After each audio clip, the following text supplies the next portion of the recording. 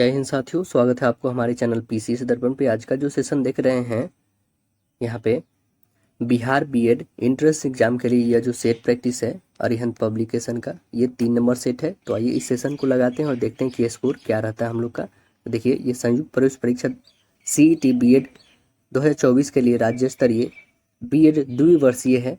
इसमें देखिए पाठ्यक्रम के प्रत्येक टॉपिक पर जो है अध्यायवार नोटिस दिया हुआ है।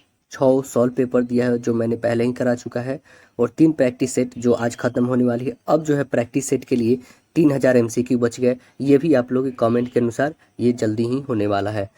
ये अरिहंत पब्लिकेशन का आप देख रहे हैं। तो चलिए इसे हम लोग स्टार्ट करते हैं। इसमें जैसे कि बता दें, आप लोग जैसे कमेंट कर रहे हैं कि हाँ सर MCQ भी करा दीजिए, तो ये तो हम लोग ने कर चुका है, क्योंकि प्रीवियस ईयर सब में एक ही होता है। प्रीवियस ईयर का मैंने मैराथन क्लासेस करा दिया, बाई प्रॉपर वे में सेट भी करा दिया। अब जो सबसे पहला सेक्शन आएगा हमारा जनरल इंग्लिश कंप्रीहेंशन का, तो इसमें क्या क्या रहेगा देखिए। कंप्रीहेंशन रहेगा, फिल इन द ब्लैंक रहेगा, एरर करेक्शन रहेगा, synonym antonym, idem and phrase रहेगा, स्पेलिंग एरर और न्यू वर्ड सब्स्टिट्यूशन रहेगा। तो ये 7 टॉपिक से जो है लगभग आपको कैसे भी करके ये आपको 200 या 300 MCQ मिलने वाले हैं, है ना। 3 या 400 के बीच में ही मिलेंगे आपको MCQ।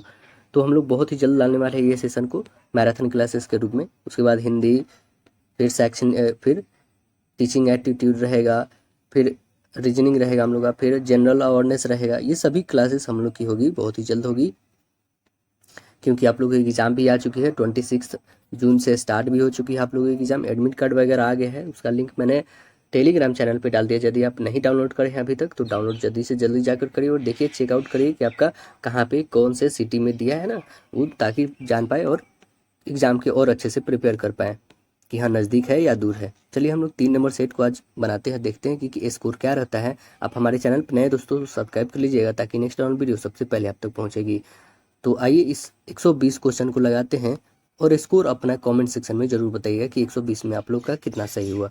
चलिए हम लोग बनाकर देखते हैं। तो देख रहे हैं बिहार बीएड संयुक्त प्रवेश परीक्षा प्रैक्टिस सेट नंबर 3 पे आ चुके हैं हम लोग।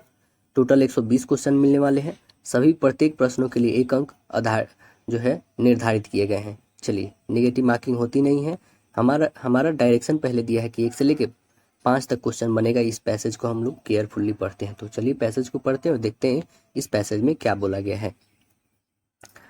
देखिए, प्रैक्टिस सेट नंबर 3। चलिए हम लोग रीड करते हैं पैसेज को, क्या है। डायरेक्शन है हमारा क्वेश्चन नंबर 1 से 5 तक। Read the following passage carefully and answer the question that follow. देखिए क्या है हमारा पैसेज। One day a wolf found a sheep skins. एक दिन जो है क्या मिल गया, भेड़िए को क्या मिल गया, भेड़ का खाल मिल गया। ठीक है ना, क्या मिल गया उसे, भेड़ का खाल मिल गया। He covered himself with the sheep skin and got into a flock of sheep grazing in a field। और वो अपने आप को क्या कर लिया, उस स्किन से ढक लिया। मतलब कि उसने अपने आप को जो भेड़ की खाल से ढक लिया, और एक मैदान में चर रही जो भेड़ों की एक झुंड थी उसमें घुस गया। अब देखिए ये कितना चालाकी कर रहा है। ही थॉट, उसने सोचा, the shepherd will shoot the sheep in the pen after sunset. अब उसने क्या सोच लिया, उसने सोचा क्या कि चरवाहा जो है सूर्यास्त के बाद भेड़ों को बारे में बंद कर देगा। मतलब जहाँ पे उसका रहने का स्थान है उसको उसमें बंद कर देगा। At night I will run away with the fat sheep and eat it. अब क्या हो रहा है कि रात को मैं एक मोटी जो भेड़ लेकर भाग जाऊंगा और उसे खाऊंगा। इसका यही सोच था। किसका सोच था, तो भेड़िया का यह सोच था। ठीक है, तो देखिए अगला क्या सतंजा बोल रहा है कि all went well till the shepherd shoot the sheep in the pen and left। जब जब तक जो है चरवाहा भेड़ों को बारे में बंद करके चला नहीं गया, तब तक सब ठीक चल रहा था।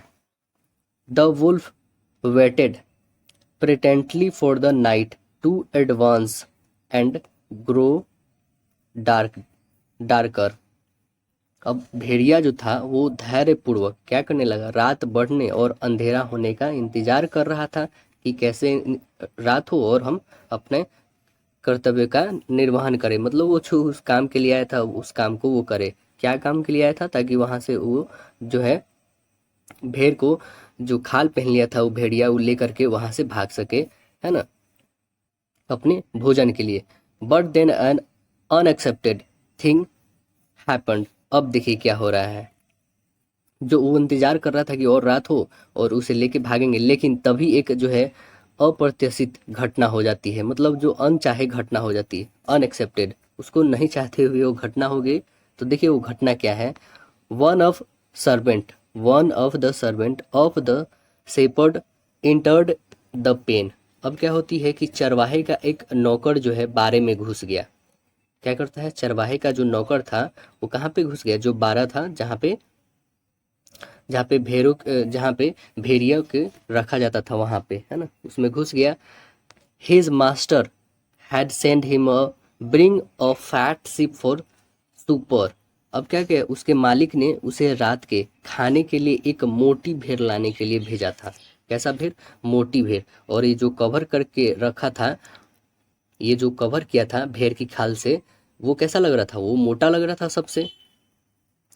As luck would have it, जैसा मतलब कि जैसे कि किस्मत में था, the servant picked up a wolf dressed in the sheep skin. अब देखिए नौकर ने भेड़ की खाल पहने भेड़िया को उठा लेता है। वो तो जान रहा था कि ये भेड़िया है और जो सबसे मोटा लग रहा है, बट वो तो खाल से लग रहा था।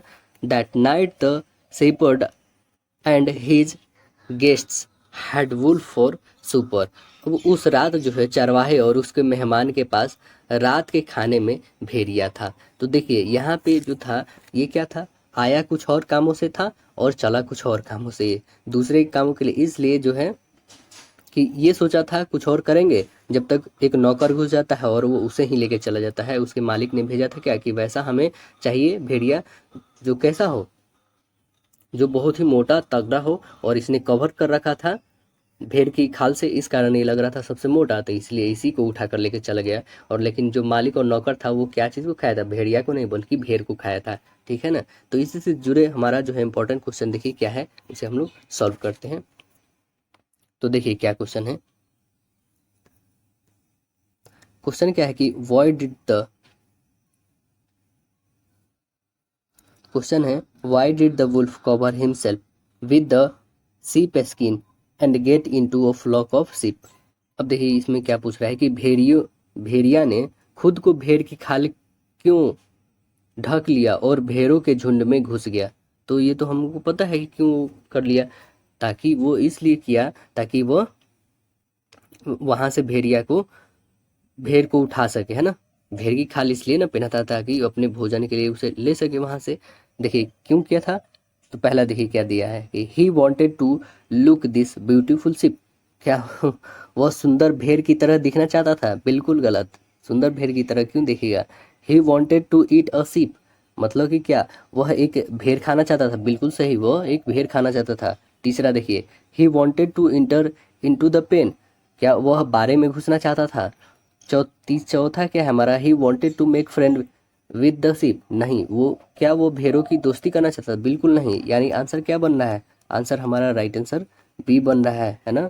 क्या कहना चाहता था, वो खाना चाहता था। अगला देखिए, how did the wolf meet his end. अब देखिए भेड़िए का अंत कैसे हुआ, भेड़िए का वो अंत कैसे हुआ। देखिए पहला ऑप्शन क्या है, all the sheep attack the wolf and killed him. क्या उस पे सभी जो था भेड़ों ने भेड़िया पर हमला कर दिया और उससे वो मर गया, नहीं, बिल्कुल नहीं, वैसे तो नहीं मरा वो। The shepherd recognise the wolf in sheep skin and killed him. अब देखिए कि चरवाहे ने भेड़ की खाल में भेड़िया को पहचानने के लिए पहचानना पहचान लिया और उसे मार डाला, नहीं, उसे कहाँ पहचान पाया, नहीं पहचान पाया। The the shepherd's servant pick up a wolf dressed in the sheep skin for supper. अब देखिए जो तीसरा ऑप्शन बोल रहा है कि चरवाहे के नौकर ने रात में खाने के लिए भेड़ की खाल पहने भेड़िया को उठाया, बात सही। ये तो बिल्कुल सही है क्योंकि उठाया ही था, तो अभी तो सी हमारा मैच कर रहा है। देखिए चौथा भी क्या कर रहा है, the wolf died a serious disease. क्या वुल्फ जो था वो मतलब कि एक सीरियस बीमारी से मर गया क्या, गंभीर बीमारी से? नहीं। तो आंसर नंबर क्या बन रहा है हमारा? राइट आंसर सी बन रहा है। अगला क्वेश्चन देखिए, what is the mortar of the passage. मतलब इस जो पैसेज का मतलब है इसका नैतिकता क्या है, बताइए।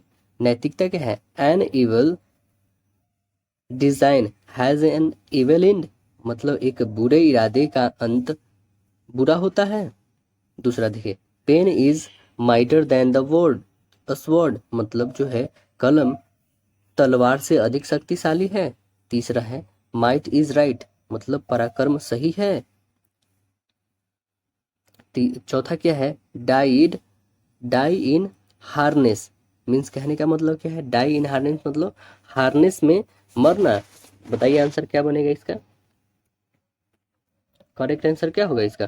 करेक्ट आंसर होगा an evil design has an evil end, मतलब कि एक बुरे इरादे का जो अंत होता है वो बुरा ही होता है। तो करेक्ट आंसर आपका ए बनेगा, क्योंकि वो आया किसी और मकसद से था, वो भी तो मारने ही आया था, तो उसको तो कोई और ने मार कर लेकर चला गया क्या। अगला क्वेश्चन देखते हैं हम लोग। बोल क्या रहा है चौथा में कि why did the servant pick the wolf for supper, select the most appropriate answer. देखिए यहाँ पे बोला क्या जा रहा है कि उस जो नौकर ने रात के खाने के लिए भेड़ियों को क्यों चुना, भेड़ियों को क्यों चुना वो, बताइए। तो देखिए इसमें हम लोग ऑप्शन देखते हैं क्या है, because he wanted to have the tasty meat of wolf, मतलब क्योंकि वह जो है भेड़िए का स्वादिष्ट मांस खाना चाहता था। दूसरा देखिए, बिकॉज द वुल्फ वॉज सीप स्किन, मतलब कि क्योंकि भेड़िया भेड़ की खाल में था, बिल्कुल नहीं। तीसरा देखिए, because the servant thought the wolf to be a fat sheep, मतलब क्योंकि दास ने जो नौकर ने भेड़िया को मोटी भेड़ समझ लिया, बिल्कुल सही, वो मोटी भेड़ समझ के ही उसे ले गया था। तो करेक्ट आंसर हमारा सिर्फ और सिर्फ ऑप्शन सी यहाँ पे बन रहा है, यानी तीसरा नंबर करेक्ट है यहाँ पे। अगला क्वेश्चन देखिए, बोल क्या रहा है पांचवा कि what is the antonym of the word suit as used in a passage. जो इस पैसेज में यूज किया गया सूट, उसका हमें अपोजिट बताना है, एंटोनिम क्या होगा। द सर्ट का क्या होगा बताइएगा। सर्ट मीन्स क्या होता है, मार डालो, मतलब किल। क्लोज मीन्स बंद करो, और इम्प्रीजन मतलब कारावास, और यहाँ पे फ्री यानी मुक्त कर दो। तो करेक्ट आंसर क्या होगा, मुक्त। शॉर्ट मीन्स होता है बंद, और इसका अपोजिट मुक्त करना होगा। करेक्ट आंसर आपका राइट आंसर डी। अगला क्वेश्चन देखिए, choose the correct meaning of the phrases. क्या है फ्रेज हमारा, देखिए, to get one's back up. To get one's back up इसका मतलब क्या होता है? इसका मतलब होता है किसी का समर्थन प्राप्त करना। टू गेट वंस बैकअप, किसी का समर्थन प्राप्त किया। तो देखिए ऑप्शन क्या है हमारे पास, to become energy, to become energy मतलब क्रोधित होना, किसी का समर्थन प्राप्त करना मतलब क्रोधित होना। दूसरा क्या है, to sit straight, to sit straight मतलब सीधा सीधा बैठना। तीसरा क्या है, टू एक्ट प्राउड मीन्स गर्व से कार्य करना। चौथा क्या है, टू गिव सपोर्ट मतलब कि सहयोग देना। आंसर क्या बनेगा बताइए। आंसर बनेगा इसका, इस फ्रेज का, टू गेट वंस बैकअप मतलब टू बिकम एनर्जी। आंसर बनेगा करेक्ट आंसर ए। अगला क्वेश्चन देखिए, choose the correct option that explain the meaning of the underline phrase. जो अंडरलाइन है हमारे पास, उस अंडरलाइन को, उस फ्रेज को हमें क्या करना है, मीनिंगफुल बनाना है, एक्सप्लेन करना है। तो देखिए क्या है, a good A sportsman cannot afford to have a fit of the blues before the game। तो हमें बताना है a fit of the blues, इसका मीन्स बताना है ना। कहने का मतलब क्या है यहाँ पे, एक अच्छा खिलाड़ी खेल से पहले उदास रहने का जोखिम नहीं उठा सकता है। तो देखिए क्या है इसमें, पहला ऑप्शन है आपका स्टिमुलेंट्स, मतलब क्या है, स्टिमुलेंट्स मतलब उत्तेजक होता है। दूसरा क्या है, इंटरटेनमेंट मतलब मनोरंजन होता है। तीसरा क्या है, स्टेरॉइड्स और ड्रग्स, मीन्स क्या होता है, स्टेरॉइड्स और दवाएं होती है। तीसरा क्या है, डिप्रेशन मतलब अवसाद होता है। तो करेक्ट आंसर क्या बनेगी आपकी, करेक्ट आंसर आपकी ऑप्शन नंबर डी बनेगी। डिप्रेशन मतलब अवसाद होता है। एक अच्छा खिलाड़ी जो है खेल से पहले उदास रहने का जोखिम नहीं उठा सकता है। तो करेक्ट आंसर बनेगा राइट आंसर डी। अगला क्वेश्चन देखिए, choose the correct synonym of the word rectify. Rectify का हमें क्या निकालना है, साइनोनिम। तो आइए रेक्टिफाई का साइनोनिम जान लेते हैं क्या होता है। रेक्टिफाई मतलब क्या होता है, सुधार करे। रेक्टिफाई मीन्स होता है सुधार करे। तो देखिए इसका क्या मतलब होता है, टू कमांड मतलब क्या, कमांड आदेश देना। डिस्ट्रॉय मतलब नष्ट कर देना। करेक्ट मतलब सही। बिल्ड मीन्स निर्माण करना। तो करेक्ट आंसर क्या होगा बताइए, करेक्ट आंसर आपका होगा करेक्ट राइट आंसर सी। यानी इसका मतलब क्या होता है, रेक्टिफाई मीन्स सुधार करना। ऑप्शन सी करेक्ट मतलब सही करना, राइट आंसर सी। अगला देखिए, choose the correct antonym of the word. क्या है एंटोनिम हमारा, मेडोस्ट मोडेस्ट। मोडेस्ट मीन्स होता है क्या है, मोडेस्ट मतलब विनम्र होता है। मोडेस्ट मीन्स विनम्र। तो देखिए ऑप्शन क्या क्या है हमारा, इंडिसेंट। इंडिसेंट मतलब अशोभनीय होता है। इंडिसेंट मीन्स अशोभनीय होता है। कर्सियस, कर्सियस मीन्स होता है जिज्ञासु। रेटरिंग, रेटरिंग मीन्स क्या होता है, सेवानिवृत्त हो रहे है ना। रिटायरिंग, रिटायरिंग मतलब सेवानिवृत्त हो रहे हैं। अगला है वर्टियसस मतलब सदाचारी। तो बताइएगा आंसर क्या बनेगा इसमें, इंडिसेंट। मोडेस्ट का एंटोनिम बनेगा इंडिसेंट। करेक्ट आंसर ए बनेगा। इंडिसेंट मीन्स होता है अशोभनीय। अगला क्वेश्चन देखिएगा, choose the correct alternative to correct the underline part. His speech was broadcasted over the radio last Thursday. देखिए इसमें क्या बोला गया है कि जो हमारे पास अंडरलाइन है ना, उसी का हमें क्या बताना है, सही विकल्प का चयन करना है। तो देखिए क्या क्या गया, his speech was broadcasted over the radio last Thursday, मतलब उनका जो भाषण पिछले गुरुवार को रेडियो पर प्रकाशित किया गया था। तो हमें बताना है कहाँ से, वॉज ब्रॉडकास्टेड, इसका बताना है ना। तो देखिए क्या है, यहाँ पे वॉज ब्रॉडकास्ट होगा, या हैड बीन ब्रॉडकास्टेड होगा, या हैज बीन होगा, या फिर नो करेक्शन रिक्वायर्ड होगा। तो बताइए क्या होगा, यहाँ पे वॉज ब्रॉडकास्टेड होगा, ब्रॉडकास्ट होगा, ब्रॉडकास्टेड नहीं बल्कि ब्रॉडकास्ट होगा बस, है ना। यहाँ पे ईडी नहीं लगेगा, ब्रॉडकास्ट होगा। करेक्ट आंसर आपका राइट आंसर ए बनेगा, क्योंकि पास्ट इंडेफिनिट है ये। अगला क्वेश्चन देखें,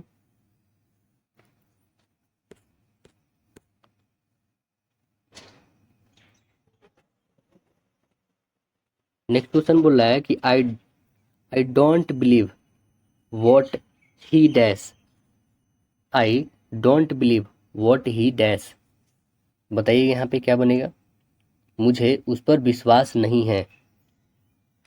क्या बोलेगा, सेइंग, हैड सेड, सेज, या फिर हैड सेड।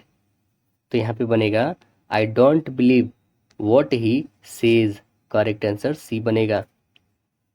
अगला देखें कि he broke the jug dash 100 pieces, मतलब उसने क्या किया, उसने सुराही तोड़ दी डैश 100 टुकड़ों में।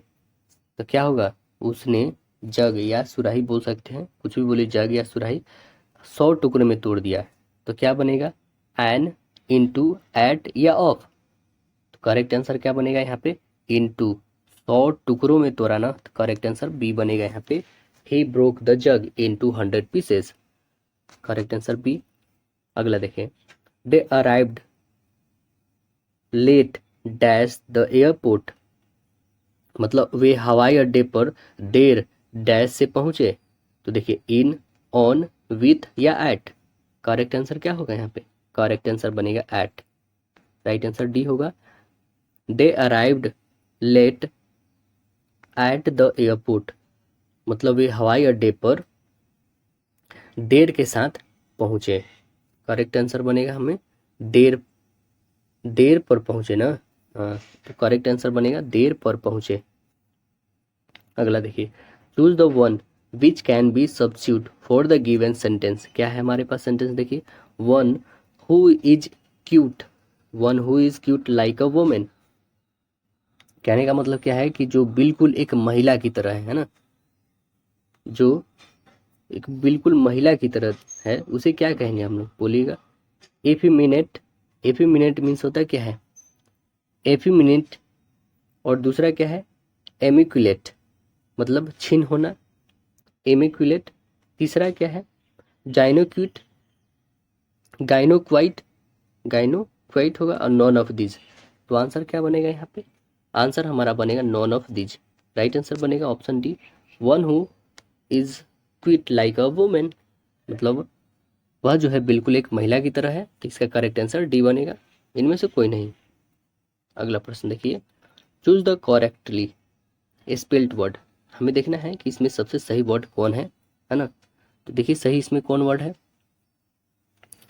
पहला क्या है, लाइजोन, लाइजोन, सभी लाइजोन ही है, इसमें बताना है सबसे वर्ड करेक्ट कौन है। तो इसमें आप देखिएगा ना, सबसे करेक्ट जो है LAISION, यहाँ पे करेक्ट है। इसका मतलब क्या होता है, इसका मतलब होता है रिलीज, है ना, क्या होता है, रिलीज कर देना। तो करेक्ट आंसर क्या बनेगा हमारे पास, option number C right answer हो जाएगा यहाँ पे। अगला प्रश्न देखिएगा, अब आते हैं हम लोग हिंदी में। क्या है क्वेश्चन हमारे पास, नौसर्गिक का विलोम शब्द बताना है। नौसर्गिक का विलोम शब्द बताइए क्या होगा, नौसर्गिक क्या होगा बताइएगा। नौसर्गिक का होगा कृत्रिम, क्या होगा नौसर्गिक का, कृत्रिम। आंसर सी बनेगा। अगला देखिए, वागीश शब्द का जो है शुद्ध संधि विच्छेद बताइएगा। वागीश का क्या बनेगा, वाकजोर इस, वागीश का वाकजोर इस बनेगा। Correct answer B.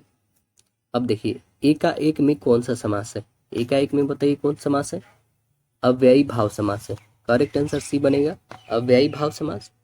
अगला देखिए, यमुना का पर्यायवाची बताइएगा। यमुना का ये सभी है, अर्कजा, कालिंदी और सूर्य तनया। करेक्ट आंसर बनेगा आपका राइट आंसर डी, यमुना का ये सभी है, अर्कजा, कालिंदी और सूर्य तनया। अगला क्वेश्चन देखिए, मछली के समान आंखों वाली वाक्यांश के लिए एक शब्द होगा। क्या होगा, मछली के समान आंखों वाली वाक्यांश के लिए शब्द कौन सा होगा, तो उसके लिए होगा मीनाक्षी। करेक्ट आंसर बनेगा सी, मीनाक्षी।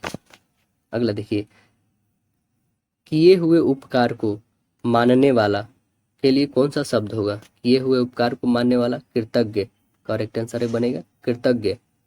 कलेजे पर सांप लूटना, मुहावरे का अर्थ क्या होगा, कलेजे पर सांप लूटना मुहावरे का अर्थ बताइएगा। तो ईर्ष्या से जल उठना। करेक्ट आंसर बी बनेगा, ईर्ष्या से जल उठना। अगला है, एक तावे पर रोटी, क्या छोटी क्या मोटी, लोकतियां का तात्पर्य बताइए। क्या होगा बोलिए, यानी करेक्ट आंसर होगा सभी एक समान। Correct answer option B. अब देखिए, निर्देश दिया है 24 से 25 बनने वाला है आपका, तो ये रिक्त स्थान को हमें पूर्ति करते हैं। डैश बोला क्या है, व्यर्थ डैश मत करिए, डैश मत कीजिए, प्रलाप मत कीजिए। करेक्ट आंसर डी बनेगा, व्यर्थ प्रलाप मत कीजिए। अगला देखिए, जिस व्यक्ति ने नींद पर विजय प्राप्त कर ली हो उसे डैश कहते हैं, उसे क्या कहते हैं, उसे कहते हैं गुडाकेश। क्या कहेंगे उसे, गुडाकेश। आंसर बनेगा सी। अब देखिए, 26 से 30 बनने वाला, हमें इस गद्यांश को पढ़ेंगे और उसका दिए हुए प्रश्न का उत्तर देंगे। तो कई गद्यांश को पढ़ते हैं, क्या दिया हुआ है, बोल क्या रहा है कि आज विज्ञान हमारी जीवन शैली का एक अभिन्न अंग है। आज बहुत कुछ समाज के सामने है, यद्यपि आज भी सत्ताधारी वर्ग के स्वार्थ हैं, संपन्नता की जीत है और सामर्थ्य का बोलबाला है, परंतु फिर भी विज्ञान हमारे दैनिक जीवन का एक महत्वपूर्ण भूमिका का निर्वहन करने लगा है। यातायात के आधुनिक साधन, प्रौद्योगिकी का विकास, उद्योग धंधे, उत्पादन, बिजली, प्रचार माध्यम, रसायन एवं औषधि विज्ञान हमारे दैनंदिन जीवन का अंग बन चुके हैं। जाहिर है समाज पर विज्ञान की इतनी बड़ी पकड़ को साहित्यकार भी नजरअंदाज न कर सकता है। प्रत्यक्ष एवं परोक्ष रूप से हमारी चेतना को वैज्ञानिक अनुसंधान प्रभावित कर रहे हैं, अतः साहित्य सृजन को भी वे प्रत्यक्ष या परोक्ष के रूप में प्रभावित कर रहे हैं। हाँ, उनका सीधा सीधा उपयोग साहित्य में उस तरह स्थूल रूप में संभव नहीं है कि हमें लगे कि यह साहित्य वैज्ञानिक युग का प्रतिबिंब है। अम्बलता वैज्ञानिक साहित्य अब प्रचुर मात्रा में उपलब्ध है। अगला सेंटेंस बोल रहा है हमारा कि विज्ञान और साहित्य का अंतर संबंधों की बात जब तक की जाती है तब तक यह ध्यान अवश्य रखा जाना चाहिए कि विज्ञान है कला। यहाँ बात मैं अंतर संबंधों की कर रहा हूँ, स्थूल संबंधों की नहीं। साहित्य पर विज्ञान का प्रभाव स्थान रूपांतरित होकर पड़ता है, सीधा नहीं। हाँ, कहीं कभी यदि भावभूमि की जगह दृश्य चित्रण होता है, तब आवश्यक वैज्ञानिक उपकरण या ये दृश्य साहित्य में अंकित होते हैं, जिन्हें साहित्यकार देखता व सुनते हैं। तो आपने इस पैराग्राफ को पढ़ा, इसे आप समझे होंगे। इससे अब जुड़े हुए प्रश्न को हम देखते हैं। दृश्य का विलोम शब्द क्या है? दृश्य का विलोम शब्द बताइएगा क्या है? दृश्य का अदृश्य, करेक्ट आंसर डी है। अगला देखिए, साहित्य को वैज्ञानिकता किस रूप में प्रभावित करती है? किस रूप में करती है? तो जिस रूप में उसे अन्य रूप में ढाले। आंसर बनेगा ऑप्शन बी, जिस रूप में उससे अन्य रूप में ढालकर, रूपांतरित करके। अगला है देखिए, वैज्ञानिकता का विलोम बताइएगा। इसका विलोम क्या होगा? तो इसका विलोम होगा अवैज्ञानिकता। करेक्ट आंसर ए बनेगा। अगला देखिए, डैश विज्ञान हमारे दैनंदिन जीवन का अंग बन चुके हैं। वाक्य में रेखांकित शब्द के स्थान पर कौन सा शब्द प्रयोग किया जा सकता है? दैनंदिन, तो बताइएगा। करेक्ट आंसर आपका बनेगा ऑप्शन सी, नियमित, है ना। मतलब विज्ञान हमारे नियमित जीवन का अंग बन चुका है। करेक्ट आंसर सी बनेगा। अगला क्वेश्चन देखिए कि प्रतिबिंब शब्द के स्थान पर किस शब्द का प्रयोग कर सकते हैं? प्रतिबिंब के स्थान पर, तो प्रतिबिंब के स्थान पर किसका कर सकते हैं? छवि, आकृति, स्थूल। करेक्ट आंसर बनेगा छाया शब्द कर सकते हैं प्रतिबिंब के जगह पे। अगला प्रश्न देखिए, 31 से लेकर 34 तक बनने वाला हमारे पास क्या दिया गया है? तो कथन और निष्कर्ष। तो आइए, जिसमें पहला आंसर यदि आता है आपको तो 1, यदि बी में तो 2 सिर्फ अनुसरण, तीसरा में ना तो 1 और ना ही 2 अनुसरण करेंगे, चौथा में 1 और 2 दोनों करेंगे। तो चलिए इससे जुड़े हमारा कथन और निष्कर्ष देखते हैं। क्या बोल रहा है? पहला बोल रहा है कि सभी अक्षर जो है काले हैं। सभी अक्षर, सभी और से अक्षर लिखते हैं, सभी अक्षर जो क्या है? काले हैं। काले डाल दिए, ठीक है। सभी काले नीले हैं। सभी अब काले जो है क्या है? नीले हैं। सभी काले नीले हैं। कोई नीला हरा नहीं है। कोई भी नीला जो है हरा नहीं है। यहाँ पे डाल दीजिए, हरा नहीं है। अब देखिए निष्कर्ष इसका क्या निकल रहा है। कोई अक्षर हरा नहीं है। कोई भी अक्षर जो है यहाँ पे अक्षर हरा नहीं है।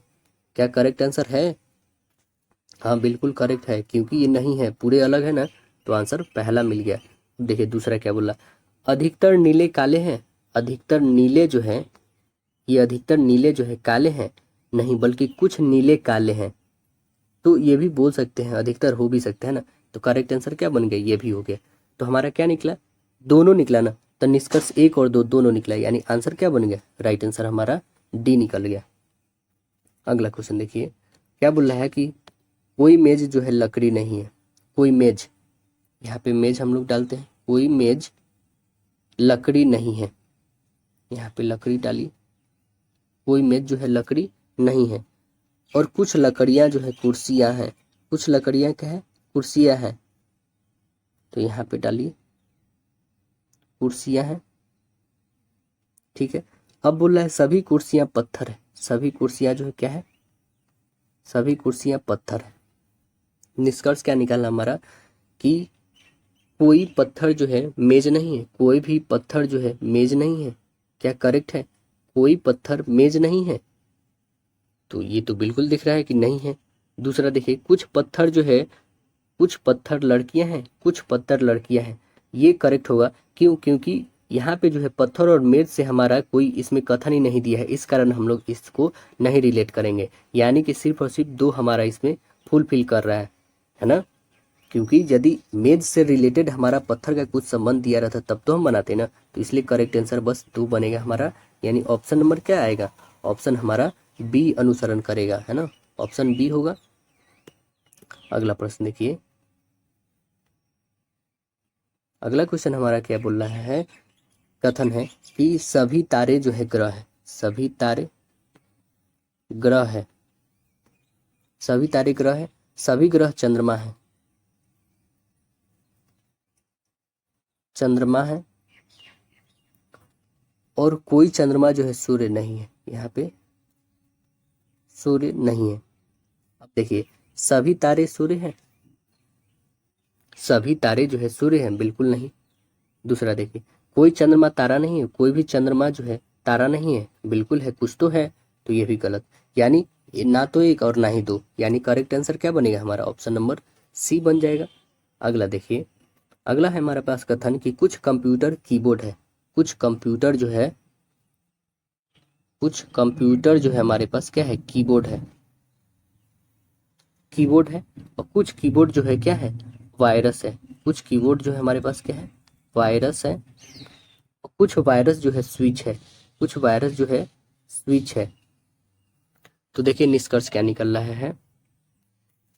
निष्कर्ष हमारे पास निकल क्या रहा है कि कुछ कंप्यूटर स्विच है, कुछ कंप्यूटर जो है स्विच बिल्कुल नहीं। अब देखिए, कुछ वायरस कंप्यूटर है, कुछ वायरस जो है कंप्यूटर है, ये भी नहीं। यानी करेक्ट आंसर हमारा क्या हो रहा है? ना तो एक और ना ही दो, यानी ऑप्शन नंबर सी बन रहा है इसका भी। अगला क्वेश्चन देखिए, दिया गया हमें 35 से लेकर 37 तक बनने वाला है। क्या है हमारे पास? तो कथन और निष्कर्ष ही है। तो देखिए इसमें क्या दिया गया है कि यदि एक आपका निष्कर्ष आता है तो ऑप्शन ए, यदि या तो एक या तो दो पर कथन के परिणाम स्वरूप आते हैं तो दो बनेगा, एक और दो दोनों आएंगे तो तीसरा ऑप्शन, ना तो एक और ना ही दो आएंगे तो चौथा ऑप्शन। तो आइए हम लोग देखते हैं क्या है कथन मेरा। बोल क्या रहा है कथन कि आज के समय में दुनिया में कोई भी देश स्वावलंबी नहीं है। बात तो सही है। तो देखिए इससे निष्कर्ष क्या निकला है? यह असंभव है कि देश अपनी जरूरत की सभी वस्तुओं का उत्पादन स्वयं कर ले। ये भी बात सही है। वैसे ऑथेंटिक वे में देखा जाए, यूनिवर्सल में देखा जाए तो, बट हमें ये कथन के अकॉर्डिंग चलना है। देश के लोग जो है सुस्त हो गए हैं। तो आंसर क्या बनेगा यहाँ पे बताइएगा? आंसर सिर्फ करेक्ट ए बनेगा ना। ये सुस्त से क्या मतलब है इससे? क्योंकि इस सेंटेंस में दिया ही नहीं हमारे कथन में, तो करेक्ट आंसर ए बनेगा, यानी निष्कर्ष एक कथन के परिणाम स्वरूप है, ऑप्शन ए बनेगा। अगला क्वेश्चन देखिए, क्या बोल रहा है हमारे पास कि सभी सभी छात्रों को सौर सपाटा अच्छा लगता है, कुछ छात्रों को प्रयोगशाला में प्रयोग करना अच्छा लगता है। ठीक है, निष्कर्ष देखिए क्या है? जिन छात्रों को प्रयोगशाला में काम करना अच्छा लगता है उन्हें सौर सपाटा भी अच्छा लगता है। दूसरा है, कुछ छात्रों को प्रयोगशाला में काम करना अच्छा नहीं लगता है किंतु सौर सपाटा करना अच्छा लगता है। तो करेक्ट आंसर क्या बनेगा? करेक्ट आंसर बताइए क्या बनेगा? करेक्ट आंसर हमारा बनेगा कि ये दोनों फॉलो करेगा, है ना, दोनों फॉलो करेगा। जिन छात्रों को प्रयोगशाला में काम अच्छा लगता है उन्हें सौर सपाटा भी अच्छा लगता है, और जिनको प्रयोगशाला में काम अच्छा नहीं लगता है उनको सौर सपाटा अच्छा लगता है। यानी एक और दो दोनों परिणाम स्वरूप होंगे, यानी ऑप्शन नंबर हमारा सी बनेगा। अगला क्वेश्चन देखते हैं, कथन और निष्कर्ष क्या है इसमें कि यदि सभी खिलाड़ी जो है पूरी क्षमता के साथ खेलते हैं तो हम फाइनल मैच जीत जाएंगे। हम लोग मैच जीत गए। देखिए पहला निष्कर्ष क्या है? सभी खिलाड़ियों ने पूरी क्षमता से मैच खेला था। दूसरा क्या है? कुछ खिलाड़ियों ने पूरी क्षमता के साथ मैच नहीं खेला था। तो करेक्ट आंसर क्या होगा बताइएगा यहाँ पे? करेक्ट आंसर आपका सिर्फ ए आंसर बनेगा, सभी खिलाड़ियों ने पूरी क्षमता के साथ खेला था। करेक्ट आंसर ए बनेगा। अगला क्वेश्चन देखिए, बोल क्या रहा है हमारे पास कि 38 से लेके 40 तक बनने वाले हैं। तो देखिए क्या बोल रहा है, इसका तर्क जो है प्रबल है या निर्बल है, इसमें हमें ऑप्शन दे रहे हैं। तो देखिए यदि एक आता है तो आपको एक प्रबल, दूसरा में केवल दो तर्क प्रबल है, तीसरा में ना तो एक और ना ही दो तर्क प्रबल है, चौथा में एक और दो दोनों प्रबल है। देखिए क्या है हमारे पास तर्क और कथन। कथन बोल रहा है क्या कि क्या राज्य के शिक्षा विभाग को सभी प्राथमिक पाठशालाओं को बच्चे को गृह कार्य देना बंद करने के अनुदेश देना चाहिए। तो देखिए तर्क क्या बोला है। हाँ, बच्चों पर अधिक बोझ टालने के लिए अधिक अधिक बोझ जो है टालने के लिए यह जरूरत नहीं है। पाठशाला के घंटे सीखने हेतु पर्याप्त हैं। जो पाठशाला में मतलब जो उतने घंटे सिखाए जाते हैं वो उतना ही पर्याप्त है, इसका कहने का मतलब पहला तर्क। दूसरा है नहीं, इससे माता पिता अपने प्रतिपाल्य की प्रगति मॉनिटर नहीं कर पाएंगे। तो करेक्ट आंसर क्या बनेगा? करेक्ट आंसर आपका बनेगा 1 और 2 दोनों प्रबल नहीं है ना। यहाँ पे बोल रहा है क्या गृह कार्य बंद कर देना चाहिए, तो बोल रहा है हाँ, क्योंकि अधिक बोझ टालने के लिए यह जरूरत है। अधिक बोझ टालने के लिए यह जरूरत है कि पाठशाला घंटे सिखाए हुए प्राप्त है, ना तो 1 और ना ही 2 पर्याप्त है। यानी करेक्ट आंसर हमारा सी बन रहा है। अगला देखिए, विद्याविदों की निवृत्ति आयु बढ़ाकर 65 वर्ष कर दी जानी चाहिए।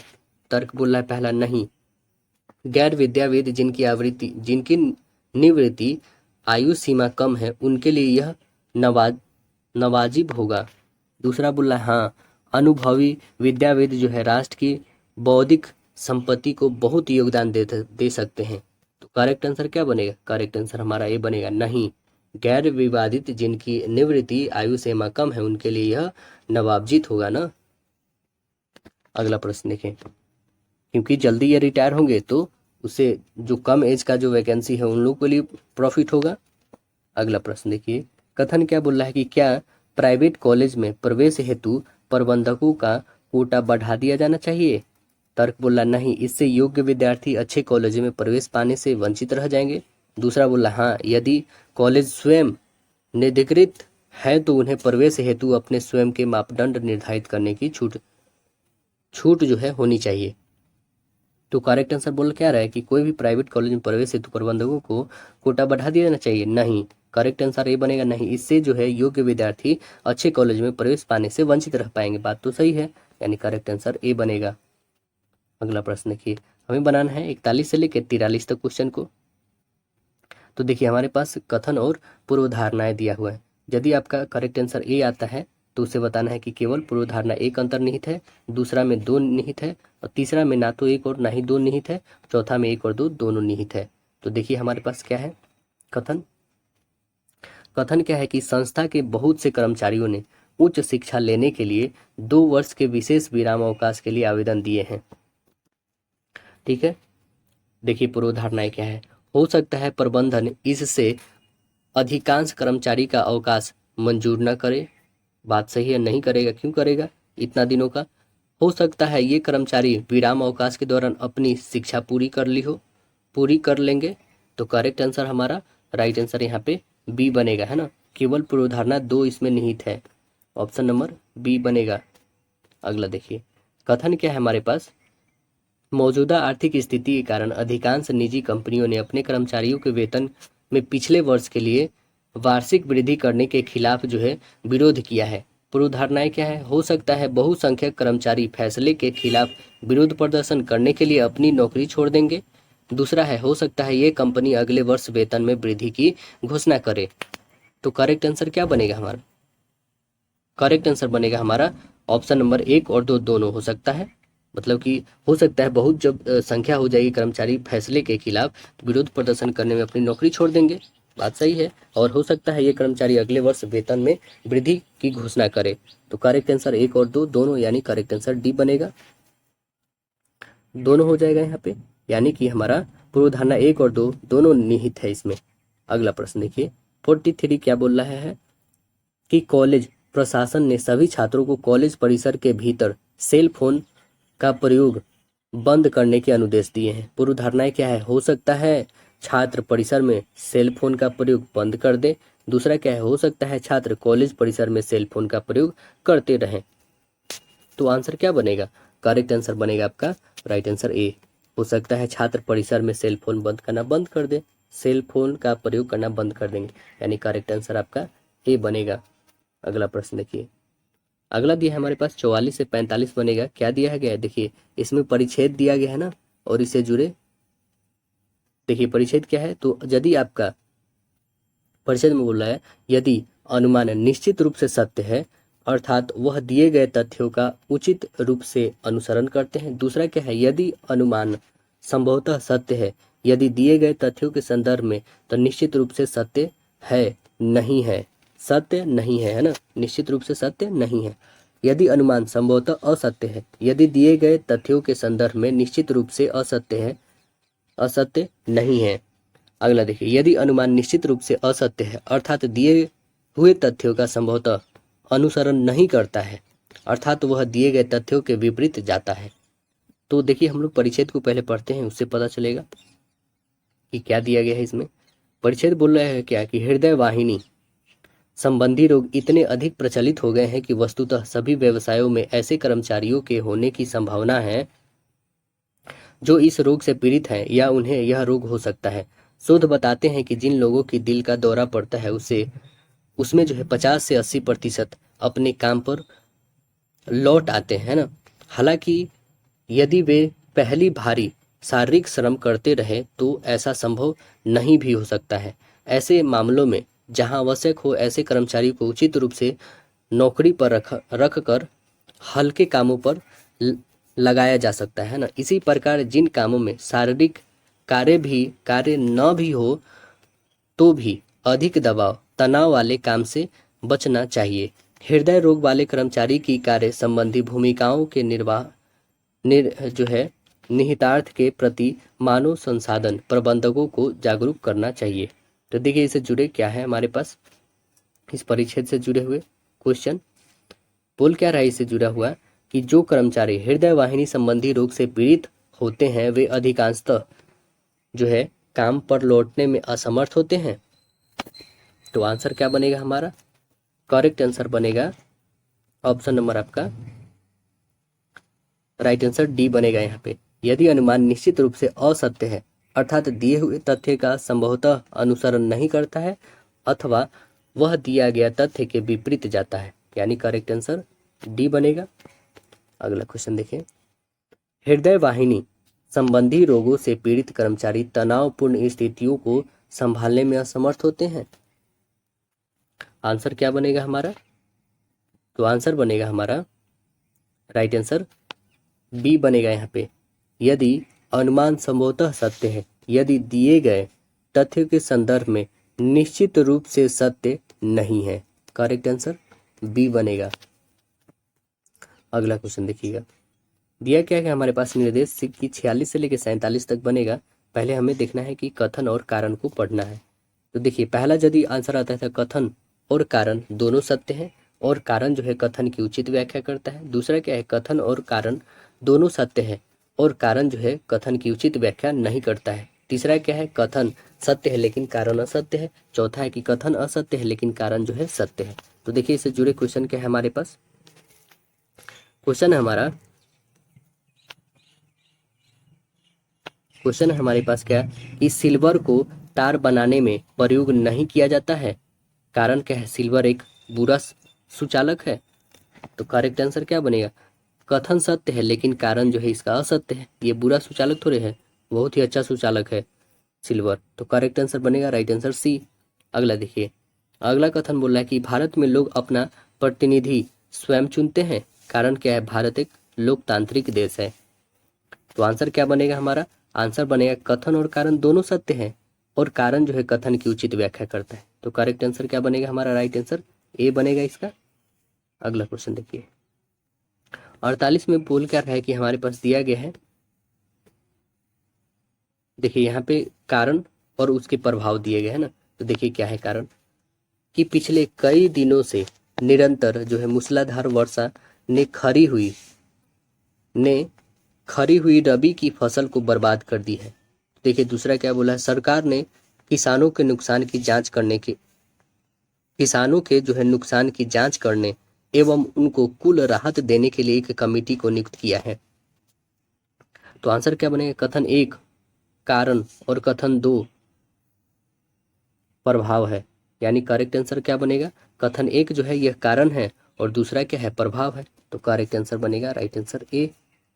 अगला प्रश्न देखिए 49 में क्या बोल रहा है हमारे पास कि दिया गया है कथन और उसकी कार्यवाही। तो देखिए कथन पहले क्या है, कथन है हमारे पास कि विगत महीने राज्य में चुनाव के दौरान वोटिंग प्रतिशत 40% के आसपास रहा था। वोटिंग प्रतिशत कितना रहा था, 40%। कार्यवाही क्या है, राज्य चुनाव आयोग के चुनाव रद्द कर देने चाहिए। दूसरा क्या है, राज्य चुनाव आयोग को वर्तमान सरकार को बने रहने के लिए कहना चाहिए, क्योंकि जिस वक्त उक्त सरकार का गठन हुआ था वोटिंग प्रतिशत 65% के करीब था। तो करेक्ट आंसर क्या बनेगा, ना ही कर्तव्य 1 और ना ही 2 इसमें अनुसरण करती है। ये क्यों उसमें रद्द कर दिया चाहिए, ये ताकि हमें जो है अगली बार दूसरे को लाना होगा या फिर कॉम्पिटिटिव ज़्यादा हो गया होगा। जिस तरह अभी 2024 की लोकसभा चुनाव हुई है वैसे भी हो सकता है ना। तो इस कारण ये जरूरी नहीं कि 65% आई है तो उसे छोड़ देना चाहिए। तो करेक्ट आंसर इसलिए हमारा राइट आंसर सी बनेगा। अगला क्वेश्चन देखिए बोल रहा है क्या इसमें हमारे पास कि यहाँ पे दिया क्या है, क्लर्क क्या बोला है कि मेरी पत्नी ने कहा है कि मैं आपसे पूछूं कि आप मेरे वेतन कब बढ़ाएंगे। क्लर्क बोल रहा है क्या कि मेरी पत्नी ने कहा है कि मैं आपसे पूछूं कि आप मेरा वेतन कब बढ़ाएंगे। तब मैनेजर क्या बोल रहा है, देखिए सुनिएगा। पहला बोल रहा है कि ठीक है, मैं भी अपनी पत्नी से पूछकर बताऊंगा कि मैं तुम्हारा वेतन कब बढ़ाऊंगा। दूसरा क्या बोला है, श्रीमान जी क्या आपकी पत्नी ने आपसे यह नहीं कहा कि दफ्तर में कुछ काम भी है, कर लिया करो। तो करेक्ट आंसर क्या बनेगा, करेक्ट आंसर हमारा केवल एक बनेगा, क्योंकि जब ये अपनी पत्नी से पूछकर बोल रहा है तो ये भी तुम मैनेजर अपनी पत्नी से पूछकर बोलेगा। तो करेक्ट आंसर भी यहाँ पे ये बोलेंगे, कथन केवल 1 होगा। अगला प्रश्न देखिए हमारे पास दिया क्या गया है, इसे ध्यानपूर्वक पढ़ना है और इसे जो है 51 से लेके 55 तक उत्तर हमें बनेगा। तो देखिए यहाँ पे 7 मित्र हैं, कितने हैं, 1 2 नहीं बल्कि 7 मित्र हैं टोटल। अलग अलग विषय गणित, भौतिकी, जीविकी है ना, अंग्रेजी, इतिहास, मनोविज्ञान और फ्रेंच पढ़ते हैं। जरूरी नहीं कि इसी क्रम में हो, इसमें से प्रत्येक को अलग अलग रंग जो है गुलाबी, हरा, नीला, लाल, पीला, सफ़ेद और नारंगी पसंद है। जरूरी नहीं कि इसी क्रम में हो। टी जो है जैविकी पढ़ता है, टी क्या पढ़ता है, जैविकी पढ़ता है और हरे रंग पसंद करता है। क्यू जो है इतिहास पढ़ता है और उसे नारंगी व पीला रंग पसंद नहीं है। देखिए यहाँ पे बोल रहा है क्या कि जिसे लाल रंग पसंद है वह भौतिकी पढ़ाता है। पी जो है फ्रेंच पढ़ाता है और उसे नीला रंग पसंद है। आर गणित और भी जो है मनोविज्ञान पढ़ाता है। यू को लाल रंग पसंद नहीं है। लाल रंग किसको पसंद है, लाल तो भौतिकी जो पढ़ाता है। तथा गणित के शिक्षक को पीला रंग पसंद नहीं है। तो देखिए इससे जुड़े क्वेश्चन क्या है, पहले तो आपको एक डायग्राम ऐसे बनाना होगा, यहाँ पे टोटल कैंडिडेट को लिखना होगा, जितने कैंडिडेट होंगे P Q R S T जो भी हैं, ठीक है। और उसके बाद यहाँ पे लिखना होगा क्या कि इनके जो है सब्जेक्ट, ये टोटल सब्जेक्ट लिख देना होगा, ठीक है। यहाँ पे सब्जेक्ट हो गया ना, उसके बाद क्या लिखना है आपको, ये जो सब्जेक्ट हो गया हमारे पास जो भी सब्जेक्ट थे, अब लिखना है क्या यहाँ पे कि हाँ ये लाल, हरा, नीला, पीला, ये कलर भी लिखना है। इतना बड़ा आपको डायग्राम बनेगा। उसके बाद बताना है क्या कि कौन जो है लाल पसंद है और कौन फिजिक्स पढ़ाते हैं। ये सब्जेक्ट भी लिख लीजिएगा आप, यहाँ पे कलर भी लिख लीजिए। जब तक ये नहीं बनाएगा डायग्राम, जब तक ये क्वेश्चन आपसे नहीं बनेगा, ठीक है ना। तो ये डायग्राम बना के ही से बनाएगा, बहुत ही आसानी से बन जाएगा। देखिए भी को कौन सा रंग पसंद है, तो भी का कौन सा रंग पसंद है, उसको पीला रंग पसंद है। यदि आप बनाएगा तो ये करेक्ट आंसर आपका आएगा। अगला देखिए अंग्रेजी कौन पढ़ाता है, अंग्रेजी पढ़ाता कौन है, तो अंग्रेजी पढ़ाता है यू पढ़ाता है। करेक्ट आंसर ए बनेगा। सफ़ेद किसे पसंद है, तो सफ़ेद किसे पसंद है, सफ़ेद जो है क्यू को पसंद है। किसे पसंद है, क्यू। करेक्ट आंसर डी बनेगा। नारंगी किसे पसंद है, नारंगी किसे पसंद है, तो नारंगी आर को पसंद है।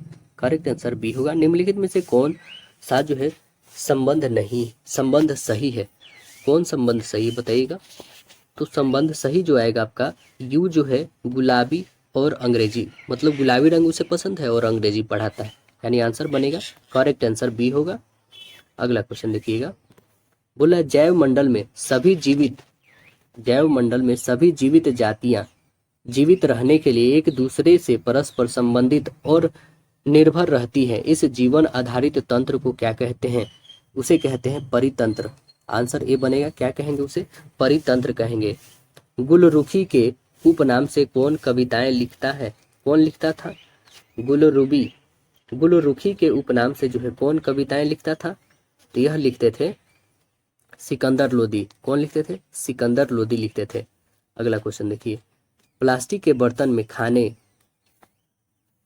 के बर्तन बनाने में किस बहुलक का प्रयोग होता है? किस बहुलक का प्रयोग होता है? तो उसका नाम है मेलामाइन। मेलामाइन, आंसर ए बनेगा मेलामाइन। अगला देखिए, सार्वजनिक स्वास्थ्य और स्वच्छता, अस्पताल और औषधालय भारत के संविधान की 7वीं अनुसूची में दी गई है। डैश सूची संबंधित है? किस सूची से संबंधित है? तो यह सूची है राज्य सूची से संबंधित है। आंसर बी बनेगा। अगला प्रश्न देखिए कि किस अनुच्छेद के अनुसार जम्मू कश्मीर जो है जम्मू कश्मीर के लिए निवारक निरोध संबंधी विधि बनाने की शक्ति संसद को नहीं है बल्कि राज्य विधानमंडल को प्राप्त है। तो करेक्ट आंसर बनेगा 22 का 7 है, अनुच्छेद 22 के 7 में है। करेक्ट आंसर डी बनेगा। अगला देखिए, यदि पदार्थ का चुंबकीय संवेग शून्य है तो पदार्थ क्या है? पदार्थ जो है प्रतिचुंबकीय है। करेक्ट आंसर डी बनेगा। पदार्थ क्या है? प्रतिचुंबकीय है। अंतर्राष्ट्रीय बौद्ध सम्मेलन 2018 कहाँ पर आयोजित किया गया था? कहाँ पे आयोजित किया गया था? लुम्बिनी में। ब्रिटिश भारत का पहला लौह इस्पात संयंत्र कब स्थापित किया गया था? कब किया गया था? तो 1907 में। करेक्ट आंसर सी बनेगा। भारत आने वाले प्रथम यूरोपीय कौन था? प्रथम यूरोपीय? तो आंसर बनेगा डी, पुर्तगाली थे, 1498। अगला क्वेश्चन देखिए, जठर रस स्रावित होता है, किसके द्वारा जठर रस स्रावित होता है? तो जठर रस स्रावित होता है अमाशय के द्वारा। आंसर ये बनेगा अमाशय। चंद्रमा के लिए भारत का पहला मिशन कौन सा था? कौन सा मिशन था? तो वह मिशन था चंद्रयान प्रथम। चंद्रमा पे 14 दिन जो है दिन रहती है लगातार और 14 दिन रात होती है चंद्रमा पे। अगला देखिए, मथुरा कला जो है शैली का विकास किसके शासन काल में हुआ था? किसके शासन काल में हुआ था? कनिष्क के शासन काल में। आंसर बी बनेगा। अगला देखिए, रेड क्रॉस का मुख्यालय कहाँ है? रेड क्रॉस का मुख्यालय है आपका जेनेवा में। और रेड क्रॉस दिवस कब मनाया जाता है? तो 8 मई को मनाया जाता है। रेड क्रॉस का मुख्यालय जेनेवा में है। अगला देखिए, निम्नलिखित में कौन सा सक्रिय ज्वालामुखी है? कौन है सक्रिय ज्वालामुखी? तो ये सभी है। माउंट एटना जो कहाँ पे है? इटली में है। सिसली है। कोटोपैक्सी इक्वाडोर में है। और किलायू जो हवाई द्वीप पे है, ये अमेरिका में है, ये साउथ अफ्रीका में है और ये इटली में है। ये सभी जो है क्या है? सक्रिय ज्वालामुखी है। अगला देखिए, बौद्ध भिक्षु किस ऋतु में उपदेश देना बंद कर देते हैं? बौद्ध भिक्षु जो है किस ऋतु में उपदेश देना बंद कर देते हैं? तो कौन सी ऋतु है? वह ऋतु है वर्षा ऋतु। आंसर बनेगा करेक्ट आंसर सी, वर्षा ऋतु। अगला क्वेश्चन देखिए, बोला है केंद्रीय औषधि अनुसंधान संस्थान कहाँ है? बताइए, केंद्रीय औषधि अनुसंधान संस्थान कहाँ पे है? तो यह है कानपुर में। करेक्ट आंसर बनेगा डी, कानपुर। अगला प्रश्न देखिए, अंतर्राष्ट्रीय वित्त निगम किससे संबंधित है? किससे संबंधित है? यह संबंधित है विश्व बैंक से। आंसर ए बनेगा, वर्ल्ड बैंक से है। अगला है कि विश्व में सबसे अधिक कंप्यूटर आधारित रेलवे आरक्षण पद्धति कहाँ पे लागू किया गया है? कहाँ पे लागू किया गया है? दिल्ली में। करेक्ट आंसर ए बनेगा, दिल्ली। अगला देखिए, सिद्धू और कान्हू ने किस आंदोलन का नेतृत्व किया था? किस आंदोलन का नेतृत्व किया था? तो करेक्ट आंसर बनेगा आपका ए, संथाल ने। आंसर बनेगा ए, सिंधु और कान्हू ने किस आंदोलन का नेतृत्व किया था? संथाल विद्रोह का नेतृत्व किए थे सिंधु और कान्हू। अगला है, निम्नलिखित में से कौन अर्थव्यवस्था में जो है तृतीय क्षेत्र के घटक नहीं है? कौन नहीं है बताइए? तो करेक्ट आंसर बनेगा सी, गैस एवं जलापूर्ति। आंसर सी बनेगा। गुजरात के कांडला बंदरगाह का नाम बदलकर अब क्या नाम रख दिया गया है? अब नाम जो रख दिया गया है उसका नाम है पंडित दीनदयाल बंदरगाह। करेक्ट आंसर बी बनेगा, पंडित दीनदयाल बंदरगाह नाम रख दिया गया है कांडला बंदरगाह का नाम, जो कहाँ पे है? गुजरात में है। अगला थे, गैर शहरी अचल संपत्तियों से प्राप्त कर किस प्रकार का कर होता है? प्राप्त कर जो है टैक्स जो है वो किस प्रकार का टैक्स होता है? किस प्रकार का होता है बताइए। तो करेक्ट आंसर बनेगा ये प्रत्यक्ष कर होता है। सीमा पुनिया किस खेल से संबंधित है? सीमा पुनिया किस खेल से है? तो सीमा पुनिया जो है एथलेटिक्स से है। आंसर ए बनेगा। निम्नलिखित में कौन पंचतंत्र के लेखक है? बताइए कौन है पंचतंत्र के लेखक? विष्णु शर्मा है। करेक्ट आंसर बी बनेगा। डैश बृहद हिमालय में स्थित एक ठंडा रेगिस्तान है। कौन है? लद्दाख। आंसर ए बनेगा लद्दाख है। अगला देखिए, अप्रैल 2018 में किस देश में जो है आसपा हटाई गई? किस राज्य से हटाया गया आसपा को? तो वह जो राज्य है हमारा मेघालय। करेक्ट आंसर डी बनेगा। अगला क्वेश्चन देखिए कि 1857 के विद्रोह को प्रथम स्वतंत्रता संग्राम की संज्ञा किसने दिया था? प्रथम स्वतंत्रता संग्राम की संज्ञा कौन दिए थे? वह दिए थे वीडी सावरकर जी। आंसर बनेगा बी वीडी सावरकर। अगला देखिए, पारिस्थितिकी तंत्र शब्द का प्रयोग सर्वप्रथम किसने किया था? कौन किए थे? टॉन्सले। आंसर बी बनेगा टॉन्सले। सौरमंडल का सबसे चमकीला ग्रह कौन है? सबसे चमकीला ग्रह शुक्र है, इसको वेनस बोलते हैं इंग्लिश में। आंसर बी बनेगा। अगला देखिए, मादा एनोफिलीजा मच्छर के काटने से मलेरिया होता है, इसकी खोज किसने किया था? इसका खोज कौन किए थे? इसका खोज जो है कौन किए थे? रोनाल्ड रॉस किए थे। आंसर बनेगा डी रोनाल्ड रॉस। अगला देखिए, केंद्रीय जल संसाधन मंत्रालय ने बाढ़ की भविष्यवाणी के लिए किस प्रौद्योगिकी कंपनी के साथ जो है साझेदारी किया है? किस कंपनी के साथ? गूगल के साथ। आंसर बनेगा बी गूगल। अगला देखें कि वे शेयर जो कंपनी के द्वारा अपने पुराने शेयर धारकों को मुफ्त में उपलब्ध कराए जाते हैं उन्हें क्या कहते हैं? उन्हें क्या कहते हैं? तो उन्हें कहते हैं स्क्रिप शेयर। क्या कहते हैं? Script share. आंसर ए बनेगा। अगला देखिए, MRI मशीन में इनमें से किसका उपयोग होता है? किसका उपयोग होता है? चुंबकीय तरंग का। आंसर बनेगा बी चुंबकीय तरंग का होता है। रासायनिक एंजाइम क्या है? रासायनिक एंजाइम बताइएगा क्या है? रासायनिक एंजाइम प्रोटीन है। आंसर ए बनेगा प्रोटीन। अगला देखिए, भारतीय सिनेमा के प्रथम व्यक्ति जिन्हें ऑस्कर पुरस्कार से सम्मानित किया गया था वो कौन थे? बताइए कौन थे? सत्यजीत रे थे। सत्यजीत रे ऑस्कर पुरस्कार का इन्हें लाइफ टाइम अचीवमेंट अवार्ड मिला। राइट आंसर डी बनेगा। अगला देखिए, एल्युमिनियम किससे प्राप्त होता है? एल्युमिनियम किससे प्राप्त होता है? तो एल्युमिनियम जो होता है बक्साइड से प्राप्त होता है। आंसर ए बनेगा बक्साइड। भारत की सबसे बड़ी तटीय झील कहाँ स्थित है? भारत की सबसे बड़ी तटीय झील कहाँ पे है बताइएगा? आंसर बनेगा सी। आंसर बनेगा आपका चिल्का झील, ओडिशा में है। भारतीय स्वतंत्रता संग्राम में करो या मरो का नारा किस आंदोलन से जुड़ा हुआ है? करो या मरो का नारा ये तो पता है कि महात्मा गांधी दिए थे, लेकिन ये किस आंदोलन से जुड़ा हुआ ये बताना है आपको। तो आंसर बनेगा भारत छोड़ो आंदोलन। करेक्ट आंसर डी बनेगा। अगला देखिए, किस अभिलेख में सती प्रथा की घटना का उल्लेख मिलता है? किस अभिलेख में मिलता है? तो वह अभिलेख है एरन अभिलेख। आंसर ए बनेगा एरन अभिलेख। अकबर का मकबरा निम्नलिखित में से किस स्थान पर स्थित है? किस स्थान पे है अकबर का मकबरा? तो आंसर बनेगा ए सिकंदरा। करेक्ट आंसर बनेगा ए सिकंदरा में। अगला प्रश्न देखिए, डाल्टन जो है शिक्षण विधि की विशेषता के संदर्भ में निम्नलिखित में कौन सा कथन सत्य नहीं? ये बताना। डाल्टन शिक्षण विधि की विशेषताओं के संदर्भ में निम्नलिखित में कौन कथन सत्य नहीं है? कौन नहीं है? तो देखिए, अध्यापक जो है वाद विवाद के माध्यम से बालकों के समक्ष समस्या उत्पन्न करते हैं, ये बिल्कुल सत्य नहीं है। मतलब करेक्ट आंसर सीधे ए बन गया। अगला देखिए, विद्यालय का हृदय नहीं होता है। विद्यालय का हृदय क्या नहीं होता है? विद्यालय का हृदय नहीं होता है पुस्तकालय। आंसर आपका करेक्ट आंसर ए बनेगा।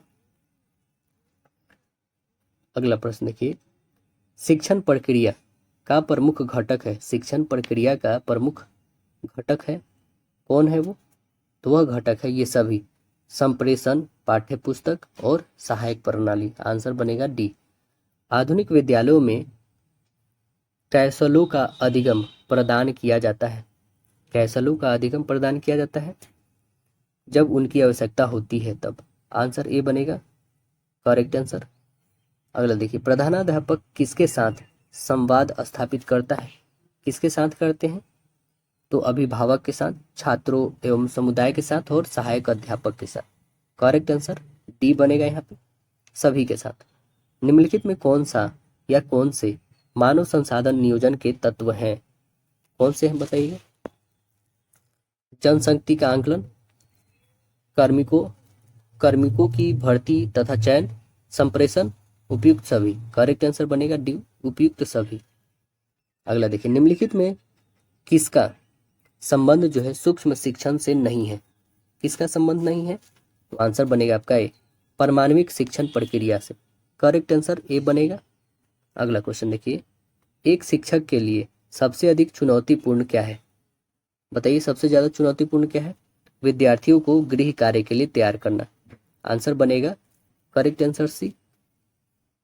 अगला प्रश्न देखिए, निम्नलिखित में से विद्यालय संगठन की सहायता प्रणाली कौन सी है? कौन सी है सहायता प्रणाली? शिक्षा पर्यवेक्षण। आंसर बनेगा ये, शिक्षा पर्यवेक्षण होगा। अगला देखिए, जनतंत्रात्मक देश में किसकी नितांत आवश्यकता होती है? किसकी नितांत आवश्यकता होती है? नेतृत्व की। आंसर बनेगा ये, नेतृत्व की। स्कूल अभियोजन किसके लिए उपयोगी है? किसके लिए उपयोगी है? अध्यापक के लिए, अभिभावक के लिए, प्रधानाध्यापक के लिए, ये सभी के लिए। तो करेक्ट आंसर बनेगा राइट आंसर डी, ये सभी के लिए। अगला देखिए, निम्नलिखित में से किसने नेतृत्व का जो है द्वियामी सिद्धांत दिया था? कौन दिए थे नेतृत्व का त्रियामी सिद्धांत? तो आंसर क्या बनेगा? रैडिन ने। आंसर ए बनेगा, रैडिन। अगला प्रश्न देखिएगा, अगला प्रश्न बोल रहा है क्या कि अभिप्रेरणा का जीवन प्रत्याशा सिद्धांत किसने दिया था? तो कौन दिए थे? यह दिए थे विक्टर ब्रूम दिए थे। आंसर ए बनेगा। शैक्षिक नेतृत्व का जो है कार्य क्षेत्र माना जाता है, किसको माना जाता है? तो नीति निर्धारित करना होता है। दूसरा है कार्यों का निश्चित तथा प्रारूप बनाना। तीसरा है समन्वय करना। आंसर बनेगा राइट आंसर डी, उपयुक्त सभी।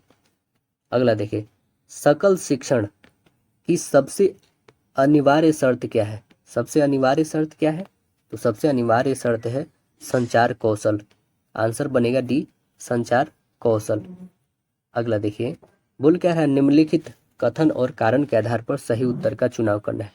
कथन क्या है? शिक्षक एक नेता होता है। कारण क्या है? उसके पास जो है बौद्धिक कुशाग्रता, कल्पना, आत्मनिर्भरता आदि तत्व पाए जाते हैं। तो देखिए क्या दिया हमारे पास कुट इसमें बोल क्या रहा है कि ए और आर दोनों सही है। यहाँ पे शिक्षक एक नेता होता है और इसके पास जो बौद्धिक कुशाग्रता, कल्पना, आत्मनिर्भरता आदि तत्व पाए जाते हैं, और आर दोनों सही है तथा आर जो है ए की सही व्याख्या करता है। आर जो है ए का सही व्याख्या करता है, यानी आंसर ए बनेगा हमारा। अगला प्रश्न देखिए, त्रिविस्तारक यंत्र किस प्रकार की शिक्षण सहायक सामग्री है? किस प्रकार की है बताइएगा? दृश्य सहायक सामग्री है। आंसर बनेगा ये, दृश्य सहायक सामग्री। एक प्रधानाध्यापक निम्नलिखित में से कौन सा कार्य नहीं कर सकता है? तो कौन नहीं कर सकते हैं? सहायक अध्यापक का नियंत्रण नहीं कर सकते हैं, कर्मचारियों का निरीक्षण नहीं कर सकते हैं, सहायक अध्यापक को दंड देना, या फिर वित्तीय प्रबंधन। तो करेक्ट आंसर बनेगा राइट आंसर सी, वो दंड नहीं दे सकते हैं, बल्कि उसे डांट सकते हैं, बोल सकते हैं, समझा सकते हैं, बट उसे दंड नहीं दे सकते। करेक्ट आंसर आपका सी राइट आंसर होगा। अगला देखिए, आधुनिक शिक्षण अधिगम प्रक्रिया में शिक्षक की भूमिका क्या है? क्या है भूमिका उनकी? तो सिखाने हेतु एक अच्छे सुलभकर्ता की। आंसर ए बनेगा। अगला देखिए, कुशल प्रबंध तंत्र के गुण है। क्या है उसके गुण? तो इसके गुण है नियोजन, नियंत्रण, मूल्यांकन, ये सभी होंगे। आंसर डी बनेगा। अगला देखिए, विद्यालय के भौतिक संसाधनों में निम्नलिखित में से क्या सम्मिलित नहीं है? विद्यालय का खेल का मैदान, अध्यापक, विद्यालय का फर्नीचर, या विद्यालय में प्रयोगशाला। तो आंसर क्या बनेगा? आंसर बनेगा अध्यापक, राइट आंसर बी बनेगा। अगला प्रश्न देखिएगा कि एक सामान्य कक्ष के कितने छात्रों को बैठने की व्यवस्था होनी चाहिए? 30 छात्रों, 35 छात्रों, 40 और 45। करेक्ट आंसर क्या बनेगा? 35 छात्रों की। आंसर बी बनेगा, 35 छात्रों की। विद्यालय केंद्र होता है धार्मिक क्रियाओं का, आर्थिक क्रियाओं का, सामाजिक क्रियाओं का या शैक्षणिक क्रियाओं का? तो आंसर तो यूं ही दिख रहा है, विद्यालय शैक्षणिक क्रियाओं का होता है। आंसर डी बनेगा। शिक्षक जो है पूर्ण बलन कौशल में डैश करता है। छात्रों की प्रशंसा, छात्रों का तिरस्कार, छात्रों की निंदा या छात्रों को अभिप्रेरित? तो आंसर क्या बनेगा? छात्रों को अभिप्रेरित करता है। आंसर डी बनेगा। अगला देखिए, लास्ट क्वेश्चन हम लोग का कि पाठ्य योजना का प्रथम बिंदु है। प्रथम बिंदु क्या है? पाठ्य योजना का प्रथम बिंदु क्या होता है? प्रस्तावना कथन, काठिन्य निवारण, उद्देश्य कथन या व्याख्या? तो प्रस्तावना कथन। आंसर ए बनेगा, सबसे पहले यही ना होता है। तो आशा है दोस्तों ये वीडियो पसंद आया होगा आपको।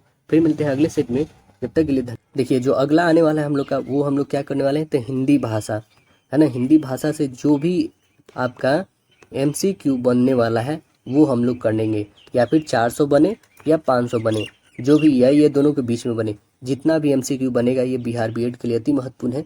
तो वो हम लोग हिंदी का करने वाले हैं। सबसे पहला जो है इसमें संधि आता है, तो संधि से जुड़े जितने भी MCQ होंगे वो हम लोग करने वाले हैं, ना कि ये पढ़ने वाले हम लोग इसके थॉरो बाई, है ना। तो थॉरो नहीं, सीधे हम लोग MCQ करेंगे। वो बहुत ही महत्वपूर्ण है परीक्षा के दृष्टिकोण से, ठीक है। बहुत ही जल्दी आने वाली है ये सेशन। चलिए फिर मिलते हैं हम लोग अगले सेशन में, जब तक के लिए धन्यवाद।